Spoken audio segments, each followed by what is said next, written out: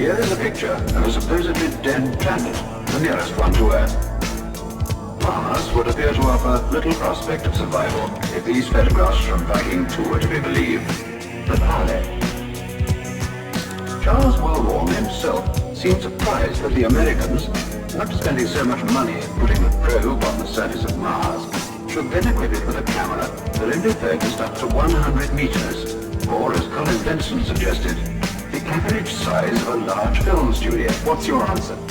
Well, you gotta remember that all these pictures that we get coming through NASA doesn't give us the rest of us.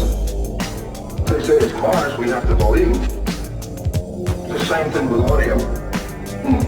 I mean, we don't hear everything that's said between mission control and the spacecraft. There's a second channel. They call it the biological channel.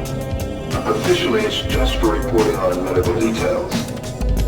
In fact, it's the one they switch to when they have something to say. They don't want the whole world to listen in on it.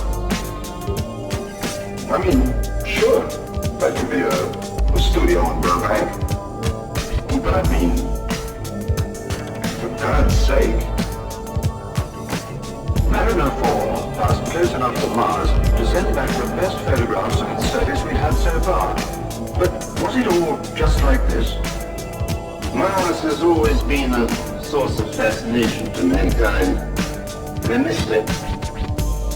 In the early days of astronomy, Mars was believed to have artificially constructed canals, which was taking evidence of intelligent life on the planet. But later this theory was discovered. In this place, we had a picture of barren, inhospitable planet, inimical to the survival of any form of life. Very more recently, an interesting idea was put forward. Suppose life had existed on Mars. As the climate and other conditions worsened, any surviving life would have formed into a state of hibernation, awaiting the return of more favorable conditions. It was even suggested that the atmosphere which had sustained us may have become entrapped in the surface soil of the planet. There was an occurrence several years ago which made this theory very persuasive. Mars has always had a covering of cloud, varying in density at different times, until the time of which Dr. Gerstein spoke, when the cloud thickened to a degree never previously observed. This happened and was scientifically recorded in 1961. It was obvious that storms of colossal proportions were taking place on Mars.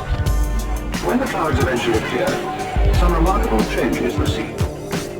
The polar ice caps have substantially decreased in size, and around the equatorial regions, a broad band of darker coloring had appeared. This, it has been suggested, was vegetation. Carl Gerstein's theory was that these storms could have been caused by a nuclear explosion delivered from Earth. The same year, the Russians had a great space disaster. Only the various facts are reported, the rest was kept secret. A rocket blew up launching. Numbers of people were killed, large area devastated. What were the Russians trying to launch, and did they succeed? Was the rocket carrying a nuclear device, account for the devastation caused, a nuclear device which at the second attempt was delivered to the surface of Mars, causing the dynamic changes reported in 1961?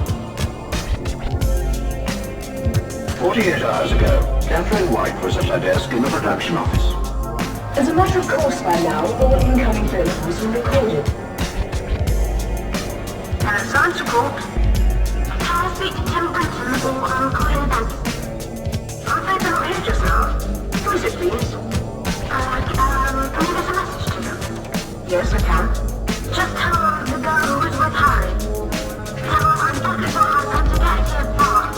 And bring cameras. I'm not talking except on record, okay? What happened to Harry? I don't know. They promised me that if I told you all right. Listen, Harry wanted you to have this. And I have no idea what it is. Please, you've got to get me somewhere to hide. Don't worry, we'll do that. have no idea what I don't know what it does. It's a printed circuit. He said that you had to fit it to an IC something 40, Yes. and you get a jukebox. Does that mean anything? We have it. And he said that you've got to play back Valentine's tape. That's all. We connected up the printed circuit and played once again the videotape that Sir William Valentine, before his death, had sent to his friend, John Henry. This time, we obtained an acceptable picture, which you're now about to see as we saw it.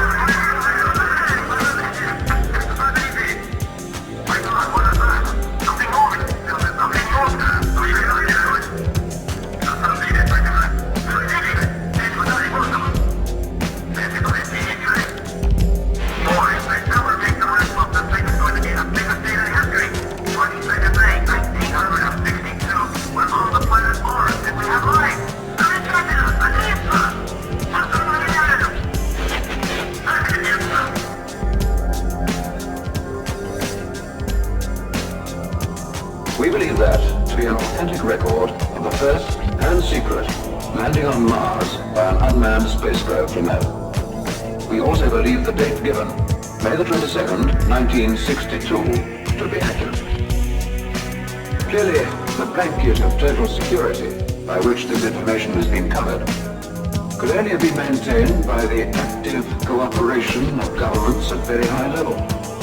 Equally clearly, there must have been powerful reasons why the true conditions on Mars, suitable as they appear to be for human habitat, have been kept secret. Indeed, the effort which has gone into persuading the rest of the world that the opposite is true argues that some operation of supreme importance has been going on beneath the security cover. We believe that that operation is Dr. Carl Gerstein's Alternative 3. Whether a human survival colony has already been established on Mars, or whether plans are still in preparation for its transportation from the Moon to Mars, we don't know. But we put out this program tonight as a challenge to those who do know to tell us the truth. We regret if the implications of what you've seen are less than optimistic for the future of life on this planet. It has been our task, however, to present the facts as we understand them, and to await the response. Good night.